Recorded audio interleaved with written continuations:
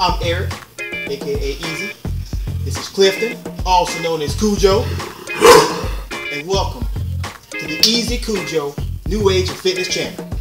Guys, we're going to slow it down just a tad bit for you today, and we're going to talk about cardio. This is an easy way to kind of get into your new way of your fitness journey, or even if you are already on your fitness journey, ways to excel. So we're going to talk about a few pieces of equipment and things you can actually do outside to get you going. Exactly. It's about variety, having fun, and mixing it up. Guys, so let's go ahead and get this thing kicked off and show you the things that you can do.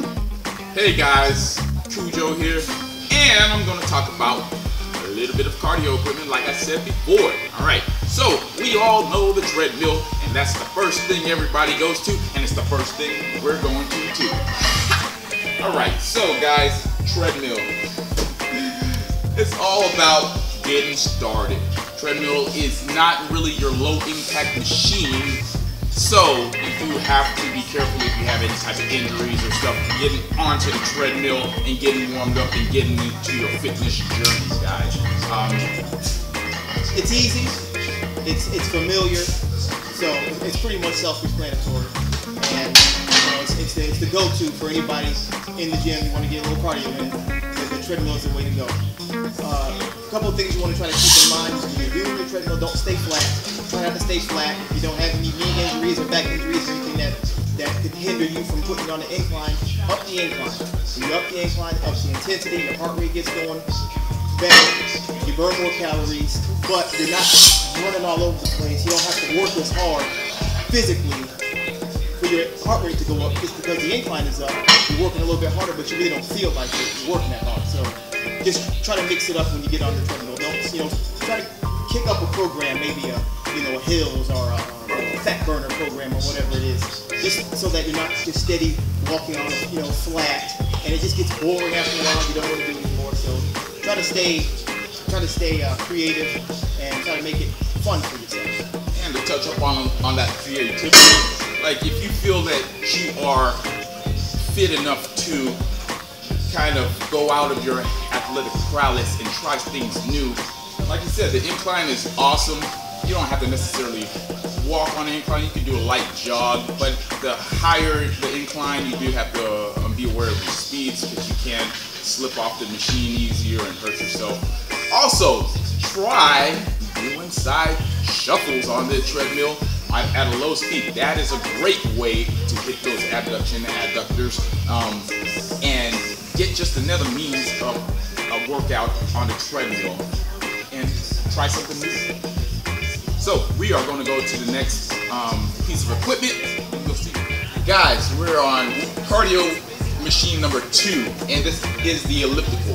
This is a low impact machine, and it's good just to get that pace, kind of like walking and running. It's a mixture, and it's also known as the destroyer of calories. Yes, it is.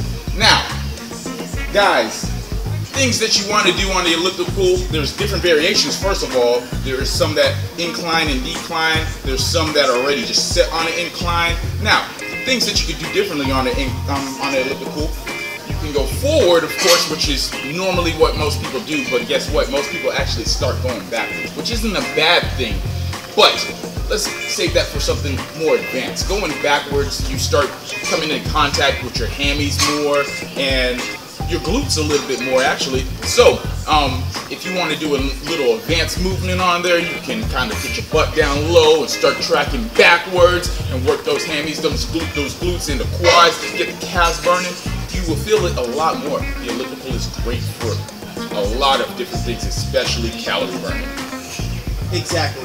More fun, a lot more action, and stay tuned for the next piece. Welcome back again for the third piece of cardio, and that is the recumbent bike.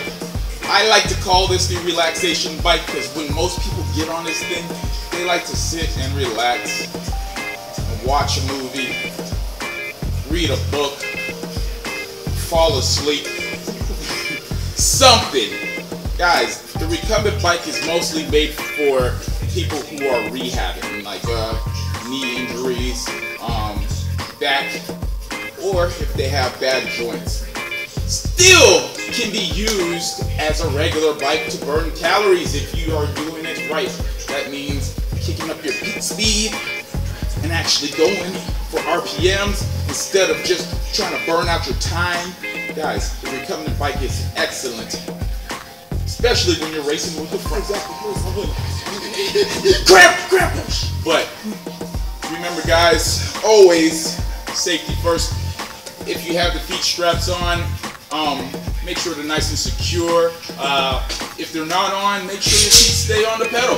All right, last thing you need is the pedal jamming you in your shins and then bleeding everywhere.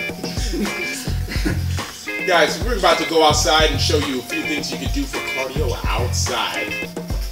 Really good for warming up and or rehabbing or cooling down. Other than that, don't just sit here and relax. Do work. Welcome back, guys, and we were trying to go outside, but look, man, it's like hurricane winds out there right now, and we can barely hear ourselves. Poor little me and Eric. Easy and Kujo. We were suffering. Yeah, I almost got blown away. He had to catch me with a rope, you know, drag me back in. It's crazy.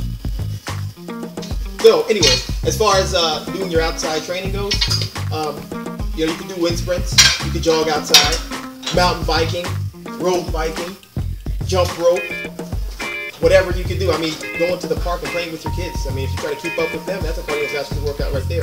So just try to make sure you are attempting to be creative and make it exciting, make it fun, so that you don't just quit after a while because it's you're into your same boring routine. And that's a word you want to stay away from, especially when you're working out, is routine, because then it becomes the same thing over and over again, and then you fall out and you don't want to do it. Yeah, and to touch up on that, guys, you want to have the correct breathing and think about your strides, your steps on whenever you're running on hard or soft surfaces, all right? Like concrete and sand, two different things. The sand's real soft, you'll get tired. You might catch shin splints a lot easier. You want to always break that pant so you can control your breathing and go for longer distances.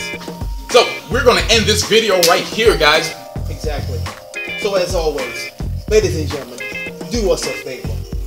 Comment, subscribe, like, dislike.